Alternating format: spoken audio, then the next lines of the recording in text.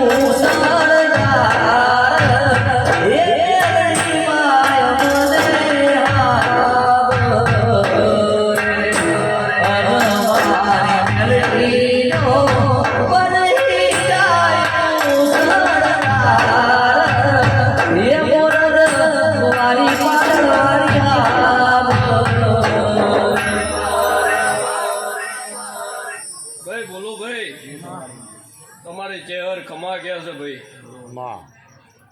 તમારા સુરમાં કોઈ રાગ નહીં બગડવા દો હું મેલડી એવું બોલું છું અને ભાવ ભર્યું આમંત્રણ પાનડ ગામમાં કાલે તમારું